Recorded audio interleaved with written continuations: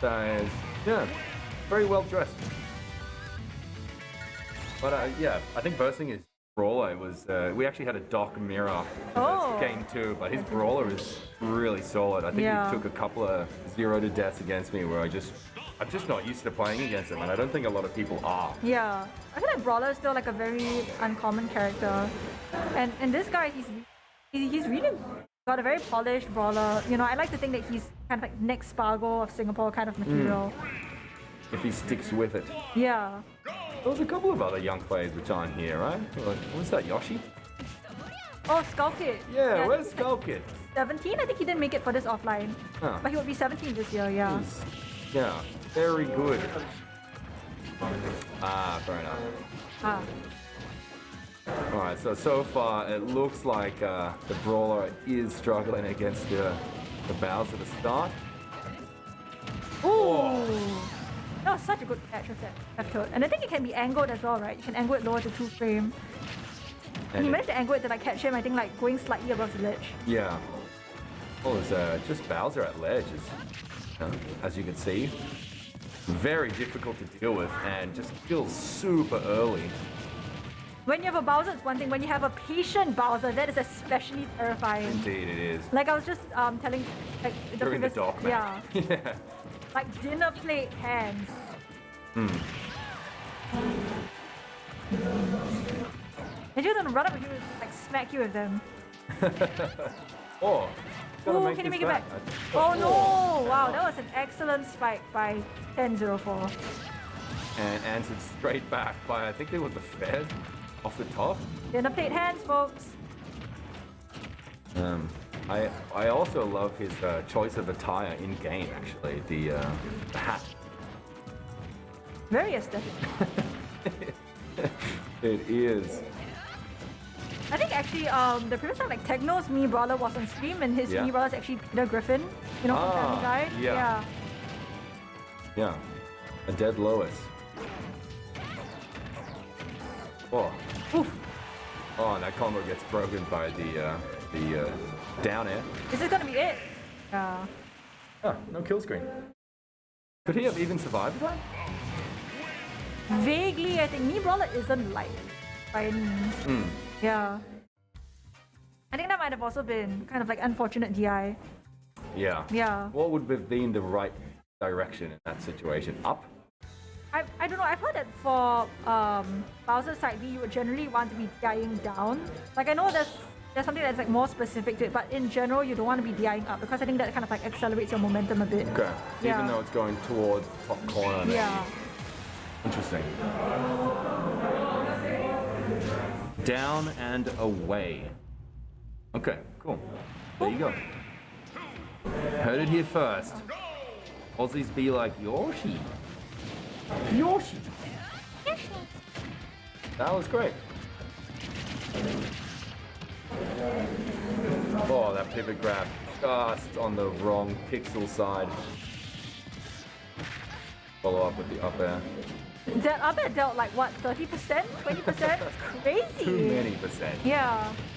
And that fire also deals many percent. More than the Dr. Mario peel. So. Yeah. It's quite interesting because like I play PG and I've heard like Charizard being described as like a worse version of Bowser. Especially with like Flame Breath. Everyone's like, oh yeah, Bowser's Flame Breath is better. Yeah.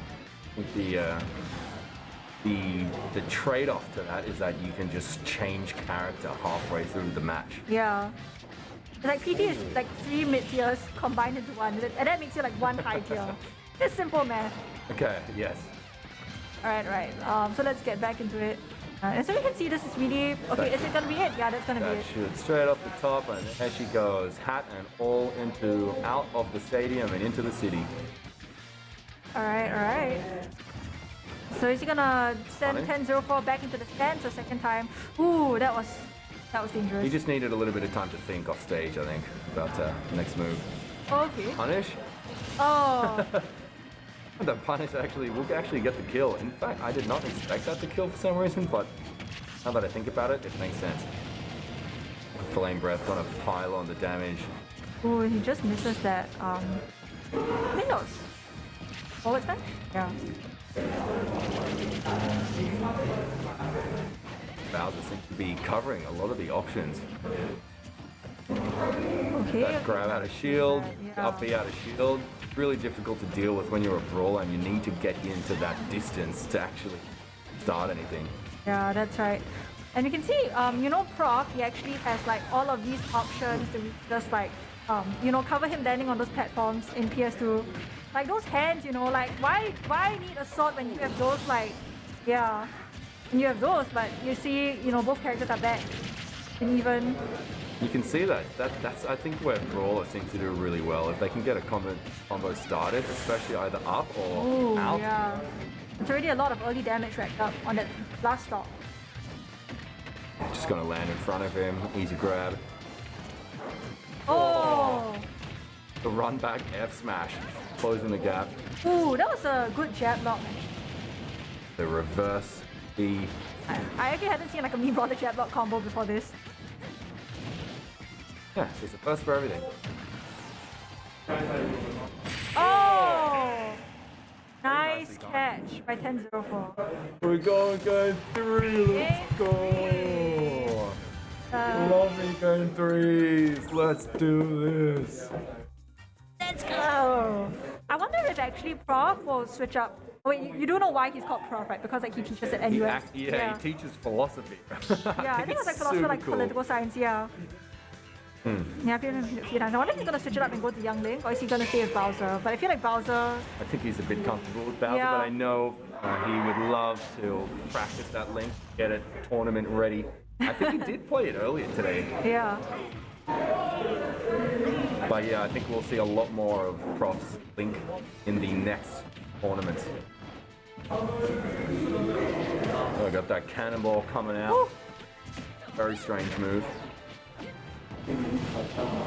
Where does he pull the cannonballs from? Nobody knows. Oh, punished. Another jab lock. Oh, I think he was waiting, looking to get a little bit of extra damage from perhaps a down air? Maybe? Yeah. Start an extra combo, which is, you know, I'm not going to lie, a little bit greedy. Oh, but Oh, that was an excellent catch of that roll in. he knew. Okay, okay. And he stuffs out, you know, that attempt to chase him up in the air. Just the old F-tilt with Bowser's massive hands, followed by that bear is going to take it. I never knew those two could combo into each other.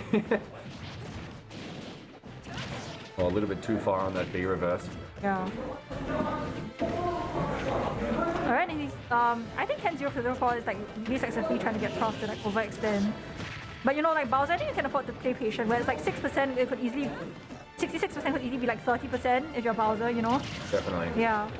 Definitely seems like the Bowser is playing a lot less patient than he was earlier, as you were saying.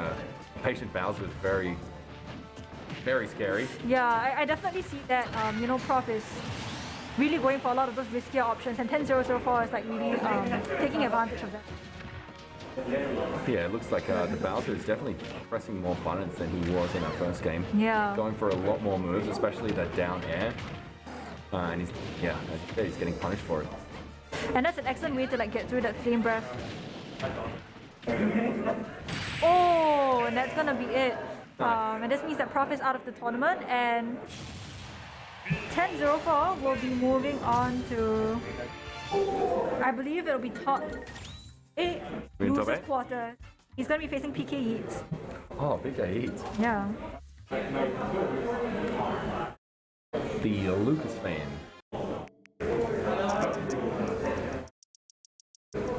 Yeah, but those are really just some clean games. I think you can tell like both players, they really know like what to do with their characters, and they just really like set up for those situations. But you know, in the end, I think like 10-0-4 was able to just like capitalize probably on the pressure that like Prof was feeling, Yeah. and to be able to just like effectively get around it. And it's like, yeah, you know, I know what you're gonna do. I know that you're gonna press those buttons, and I'm just like waiting for you to do that so that I can come down and punish it. And it's those moves such as the Bowser down air, which are super punishable once you get the timing of it, Yeah. and once you know when it's coming. Yeah. But if you're not ready for it, it can definitely catch you off guard, which I think it did in that first game a few times, but Yeah. it looked like 10-0-4 was able to kind of just figure it out. Yeah. And we have an interesting comment on chat. 1004 means angel in Korean. Oh, because it's 10 Yeah. I definitely do not speak Korean, so I think this is... Whatever Korean I learned has been from like K-dramas. What is the best K-drama out there? What's the top of all time? Oh boy. There are so many though. I feel like every decade has a new like top drama. You know what I mean? I feel like the producers and the screenwriters are all like trying to like outcompete each other. And it also depends on like what genre you watch, right? Yeah. I thought Korean dramas is the genre in itself. Oh yeah. Or maybe there are more. But I mean, you have those like, I think right now like body swapping dramas and like time travel stuff is becoming like really popular. I'm personally not like a huge fan of those. Give me your old like historical dramas any day, right? Like Empress Key, you know, like, oh gosh, there's one that I've got, Jewel in the Palace. Oh yeah, that was a good one. Like the really classic one, I think of the 2000s. Okay. Never heard of any of these, but that's cool. I'm just watching the time travel. Oh yeah. Descendants of the Sun. Yeah, that was one of the era-defining ones. I think it was like Jewel in the Palace in the early 2000s. Okay. And then Descendants of the Sun in like the 2010s. Okay. And then right now we're only like about 2 years into the 2020s, but who knows what's going to be like the next defining drama, right? And then we've had like some pretty solid ones already, I think like on Netflix, like Hotel Del Luna. Okay. And I mean... Are these all Korean dramas or yeah, are these these are all Korean dramas. Like I would say like the bread and butter like Korean dramas, but I don't know whether I don't think you would call Squid Game like a Korean drama, but I think it just goes to show like how much soft power Korean pop culture has. It's true. That is probably the only Korean thing I've watched in the last few years. Yeah. Jake Paul. It's almost like a horror drama. Yeah. Something like that. Oh, and there was also Sweet Home, which was like along that same vein. You know, it's like an apartment complex, and then people are turning into monsters. Yeah. Like Alice in Borderland. Oh yeah. All right, and you're gonna see Intensity versus Jake Paul. Sign. Sign wave, yeah. Yep. It's like the sign with a button check. A few floaty characters on the screen right now,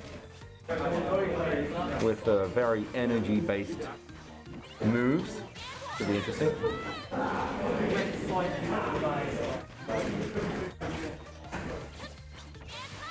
Yeah, and I think it's quite interesting because I know like Intensity he plays both like Pikachu and Palutena, and I feel like for both of them it's like you can really like I heard that Ness is one of